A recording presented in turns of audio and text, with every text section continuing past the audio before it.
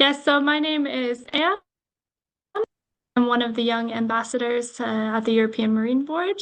So I will be moderating this webinar today. So a few housekeeping rules. Please make sure to keep your name clearly entered and your microphone muted unless you're speaking. If you want to ask a question, we'll have some time end of the webinar. So just raise your hand if you want to speak. You can also use the chat function to make comments and ask questions. And please be respectful and use appropriate language.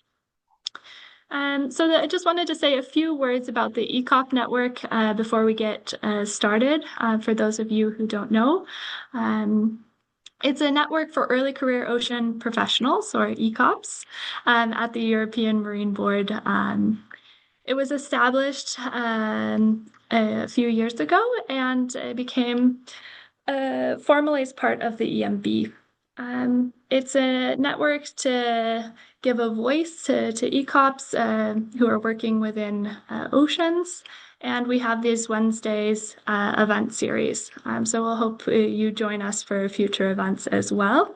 Today's speaker is Dorothy Jane Dankel. She's a senior research scientist at SINTEF Ocean, which is a research institute in Norway.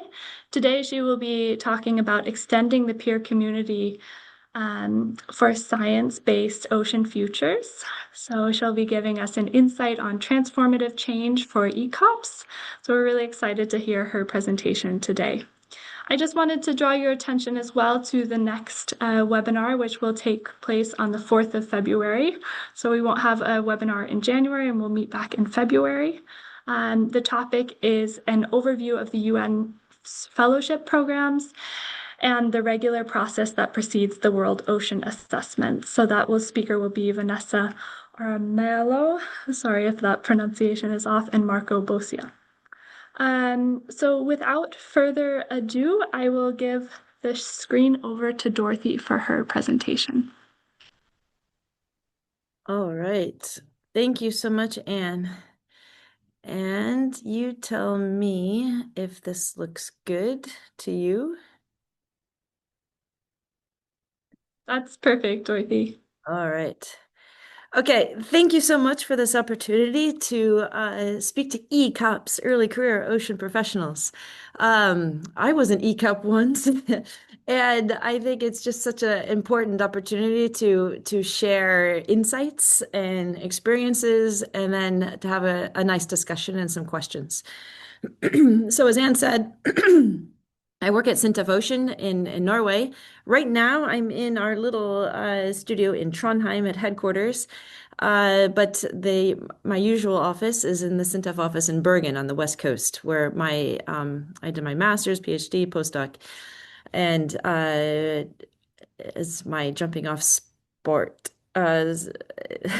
spot for this. That is me climbing the rigging of Statsråd Lemkul, our tall ship. And I'm going to have a lot of pictures in this presentation because I think, of course, one of the beautiful things about being an early career ocean professional is exactly that. We get to work with the ocean, and the ocean has so many different views, and both aesthetic views, but also perspectives. So I'm going to get into lots of different perspectives today and try to weave a kind of a red thread through some of the different experiences and ways that I have addressed some really pertinent questions for the science we need for the ocean that we want, which is a healthy ocean.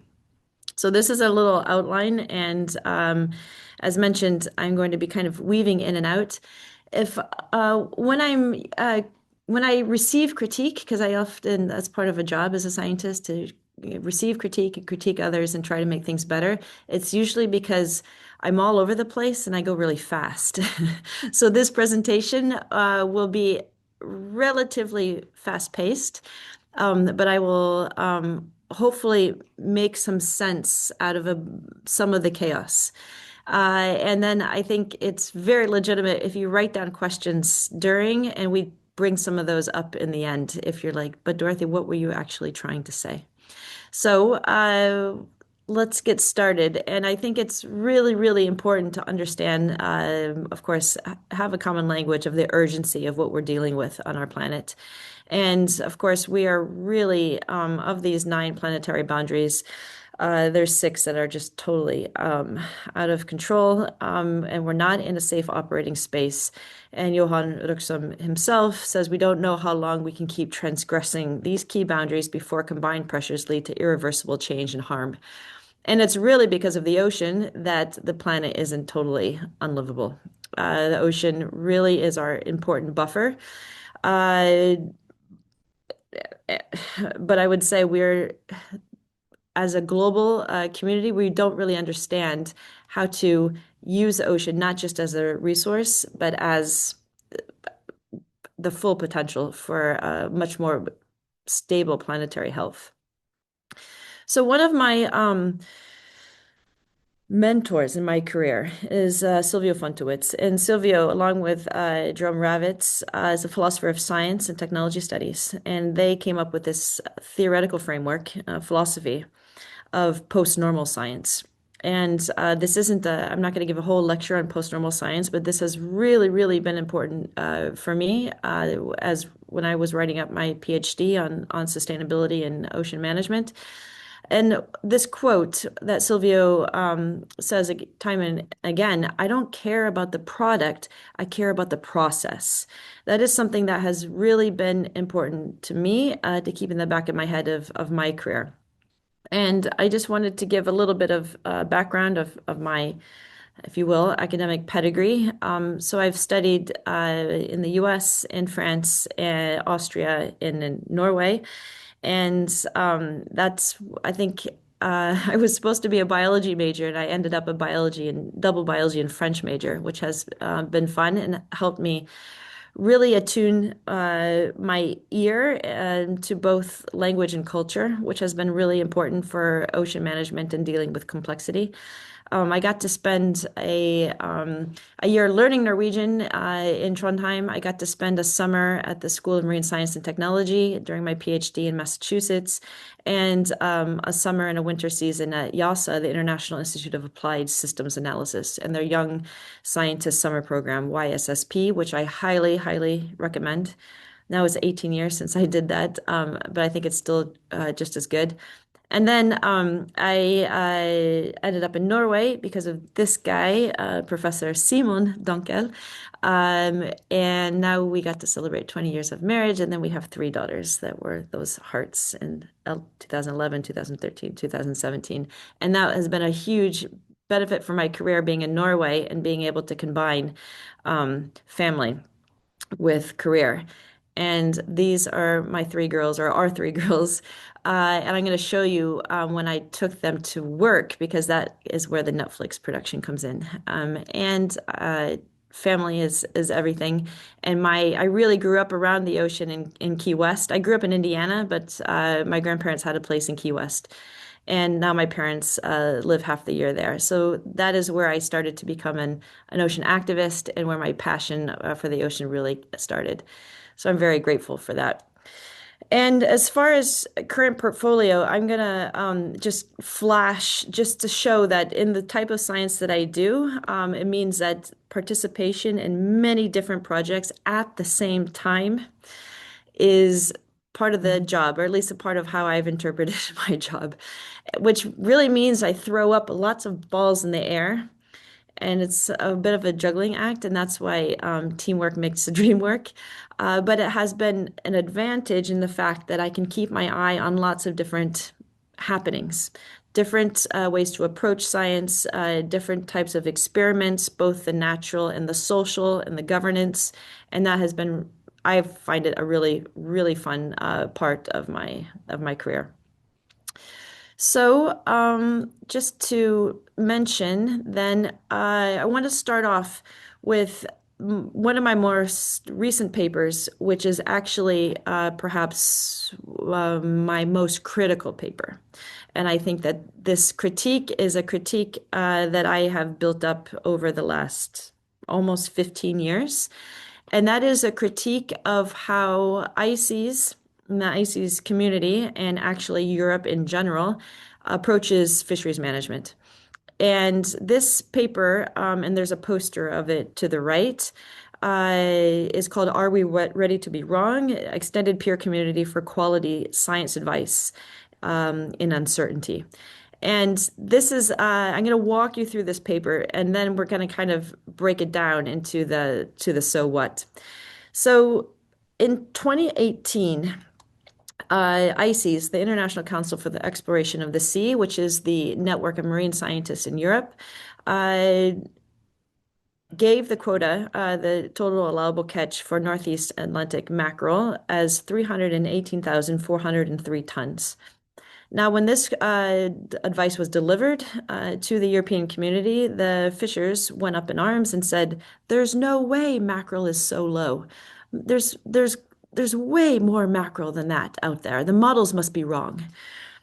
And, this is, of course, a common thing that the fishers would tend to say, fishers who it's in their interest, in their short-term interest to catch more fish. So this is like classic conflict in fisheries management. But actually, the scientists agreed. Yeah, there's something going on with the model. And luckily, this doesn't happen often, but ICES was able to pull the emergency brake and retract that advice. They redid some of the model assumptions and reproduced the advice 8 months later. And that advice was 770,358 tons.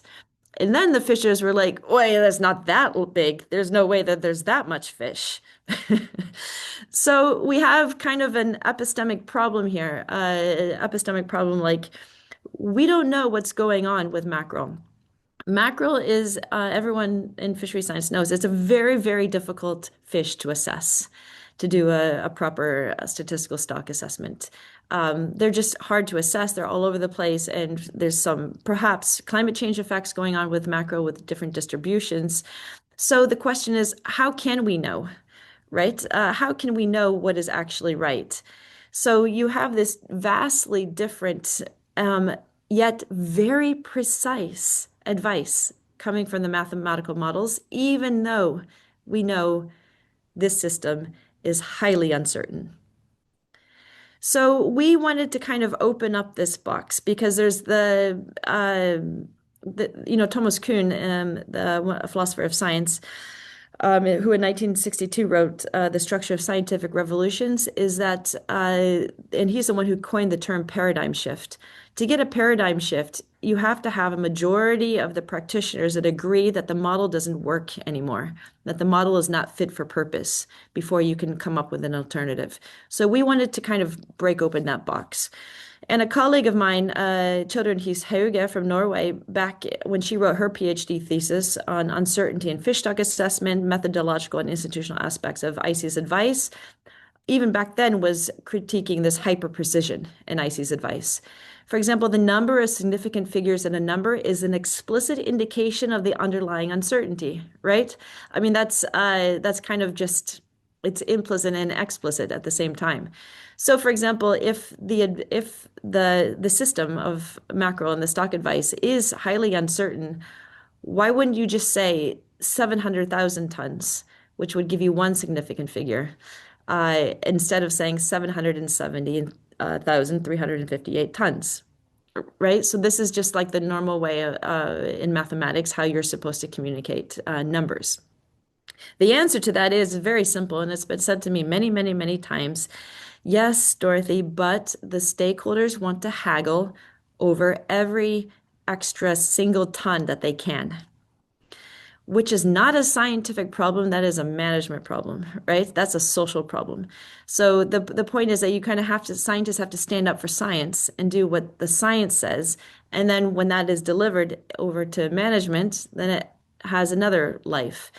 That's one way to do it. Another way to do it is to bring in a new paradigm of post-normal science, where we take this term that was coined by Funtowitz and Ravitz, and use that for philosophical reflections of how we even put the models together in the first place.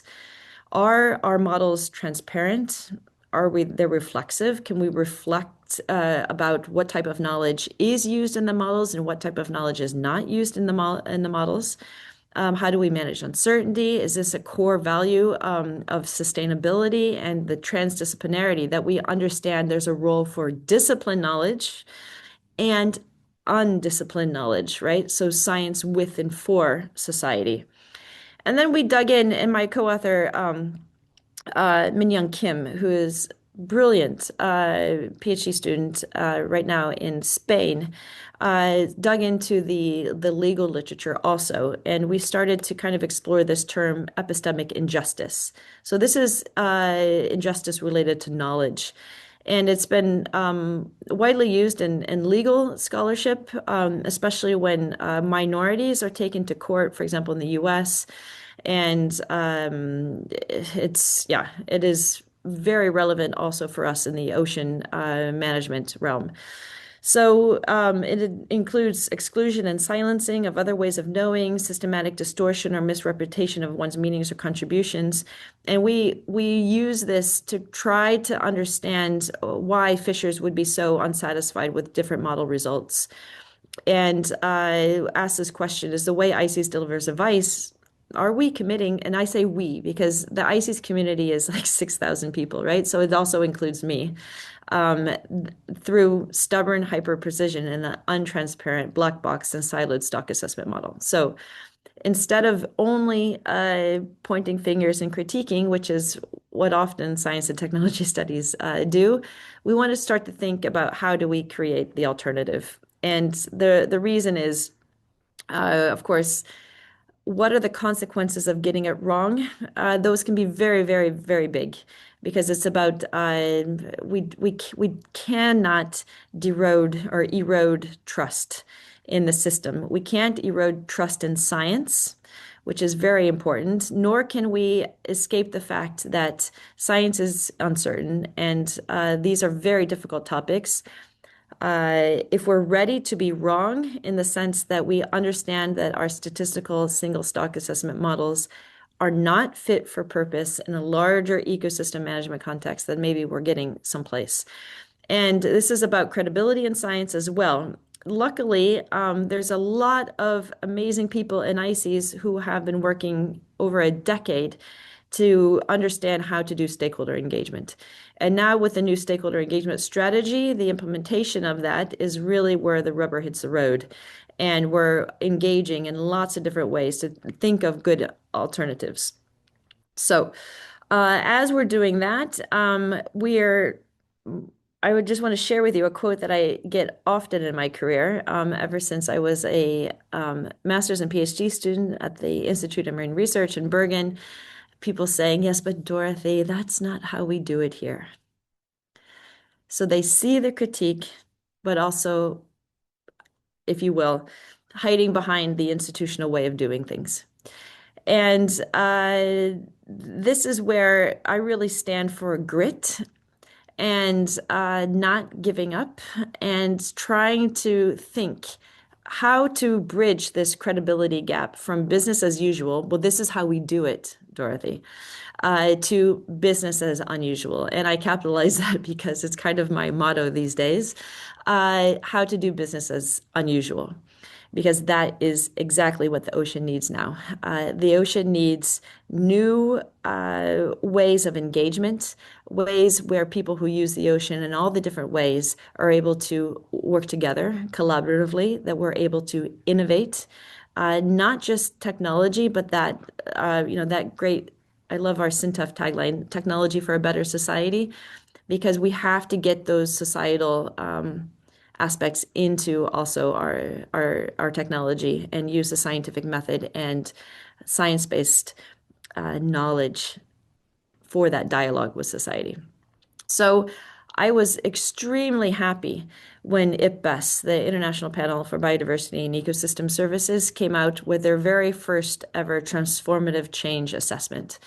And this is in my opinion, a seminal work about really understanding the human geography aspects of why we have biodiversity loss at a global scale.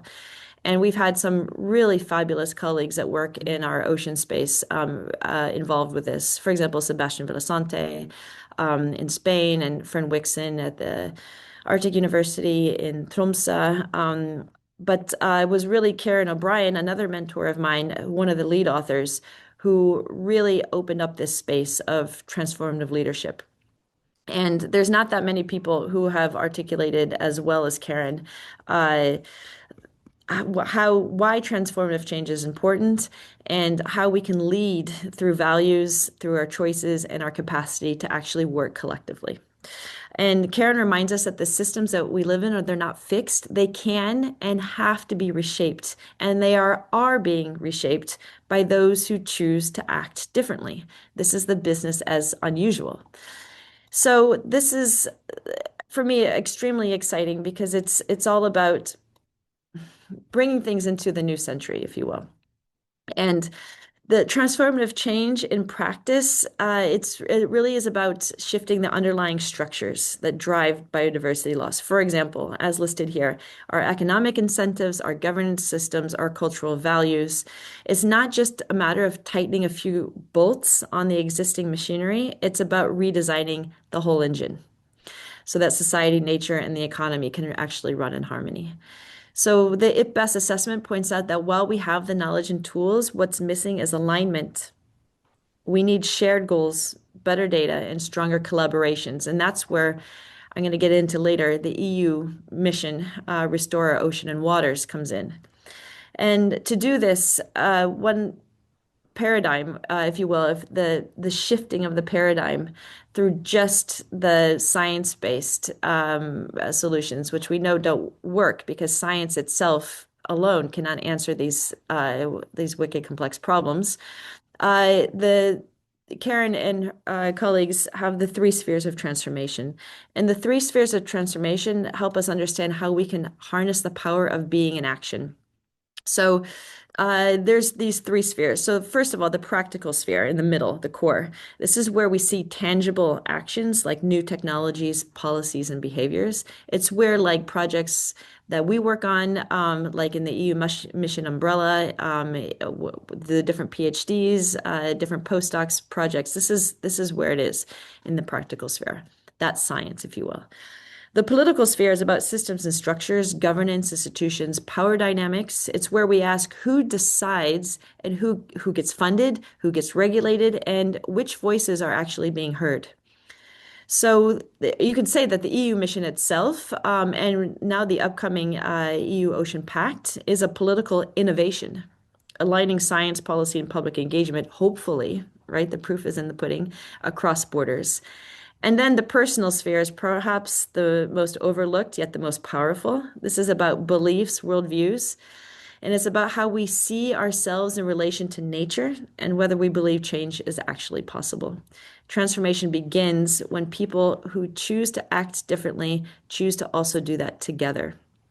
And so these spheres are interconnected, and that's cutting across all three spheres simultaneously are our strategies for sustainability. And this, for me, it took me 3 years for it to kind of hammer home. So this is definitely something that I've had to work with internally, trying to figure out layer by layer, how does this all play out? And I can kind of give you a bit of a narrative because we can also think about the recent failure of the Global Plastics Treaty, because that is kind of our sobering reminder of how difficult transformative change really is.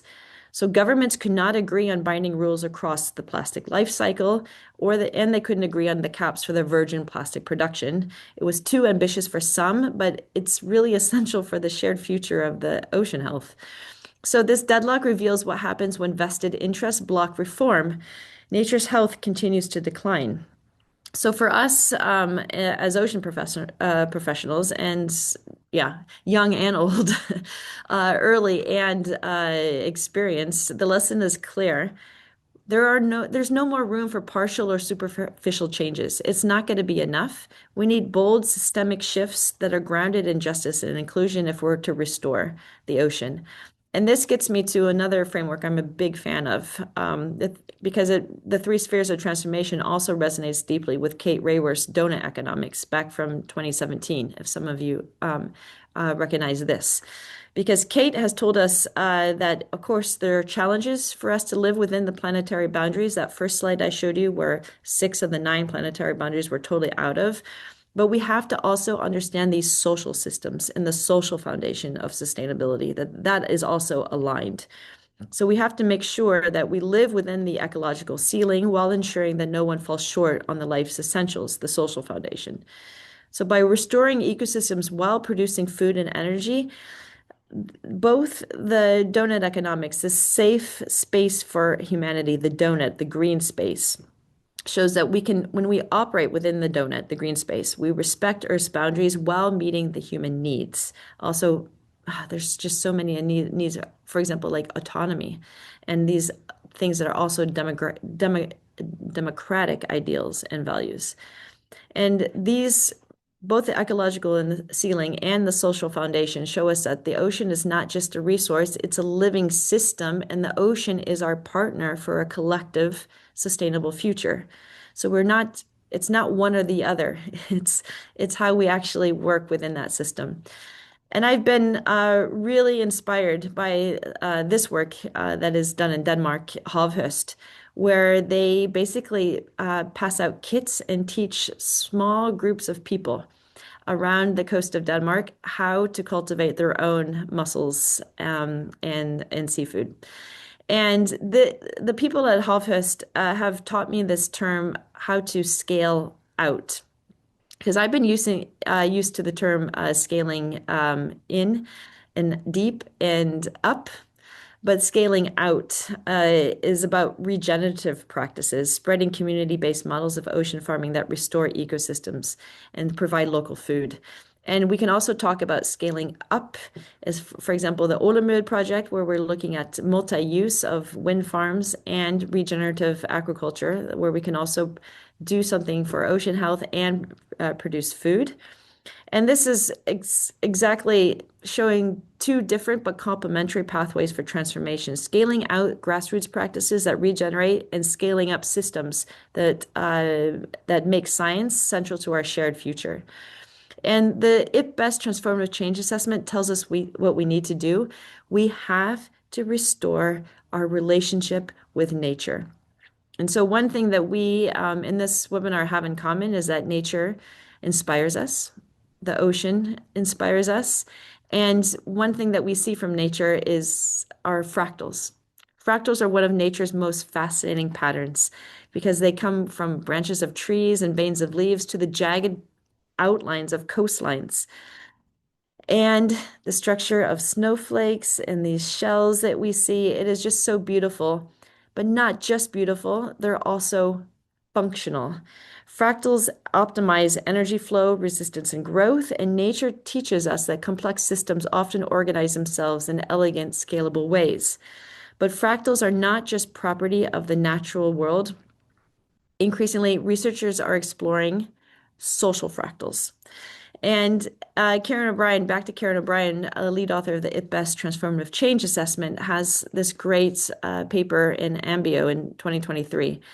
And Karen and colleagues emphasize that understanding social fractals is critical if we're to address complex challenges like climate change and societal transformation.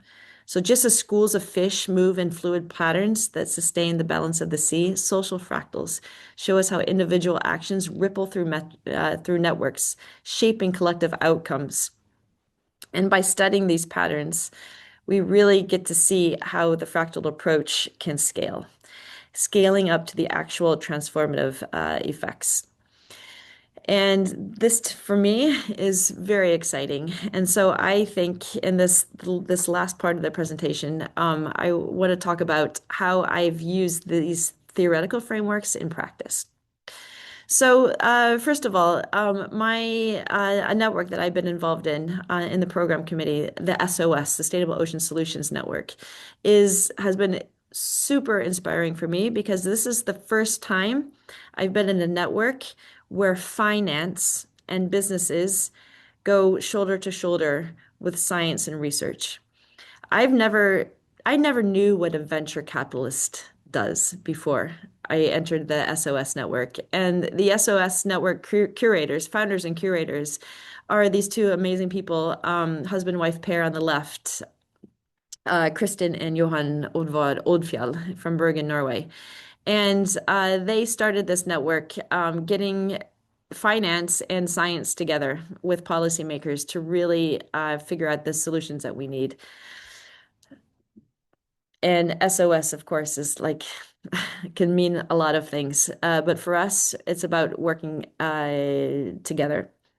And one of the people I got the chance to work with are these two people, Maddie Rodrigue from Ocean X, who is the science program director for Ocean X. If you guys don't know Ocean X, look them up online. They are awesome, and Maddie is so cool and fun to be with. So we got to do the big shakedown for the new Ocean Explorer vessel in Bergen and started to work with Maddie then. And then in the middle, James Honeyborn, the executive producer of Blue Planet 2 and the executive producer of Our Oceans that came out on Netflix a year ago, a year and a half ago. No, actually, I think it's almost 2 years ago now.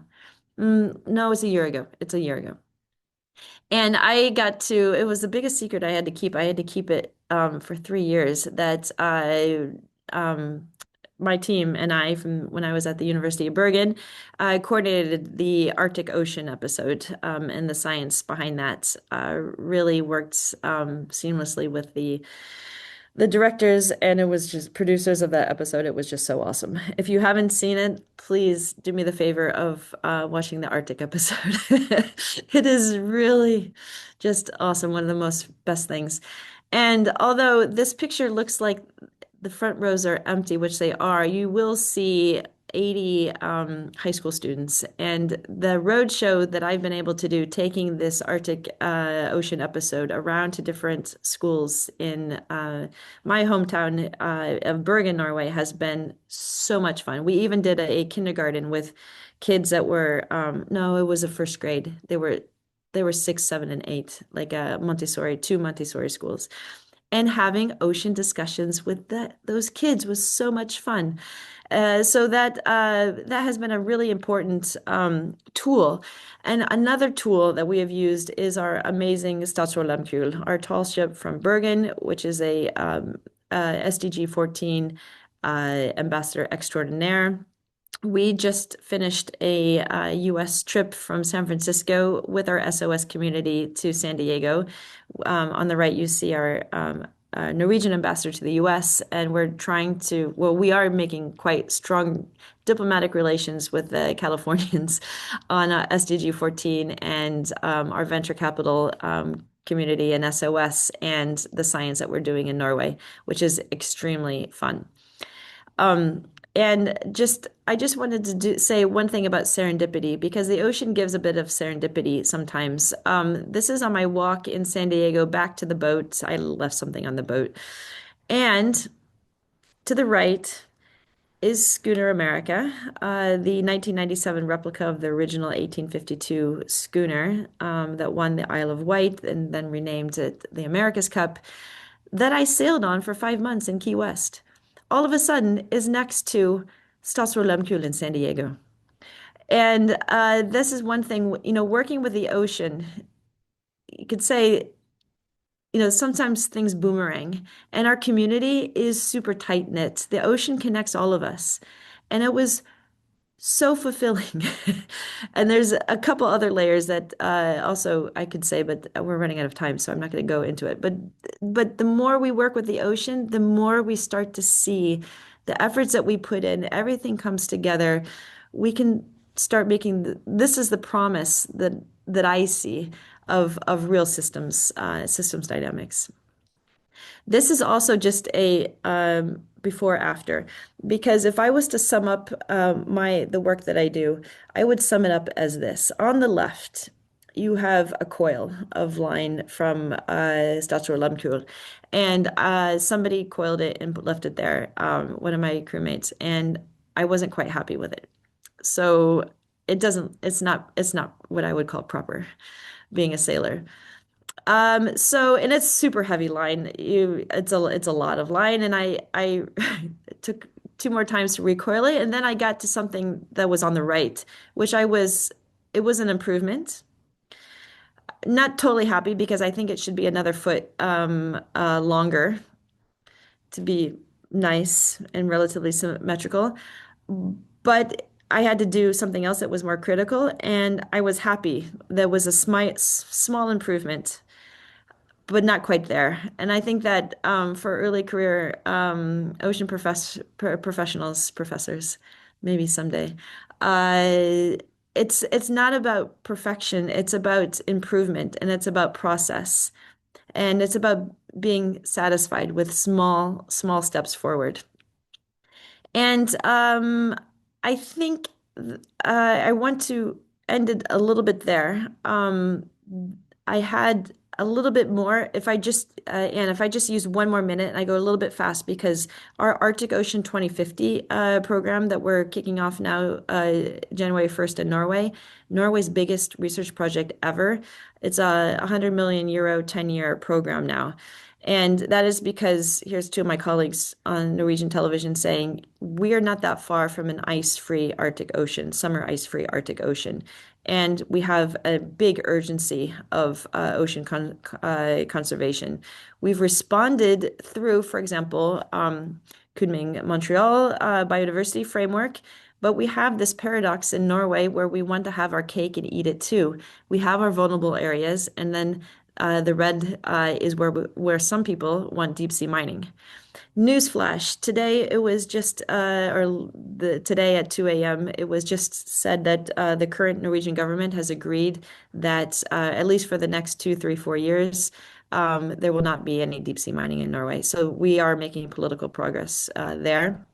And just to show that this 10-year Arctic program, which I have been helped designing according to post-normal science and participatory modeling practices, is that we're really trying to go also for this transformative leadership and actionable knowledge across the different ministries of Norway based on science. So that's my job, is to kind of put this leadership and post-normal frame on it.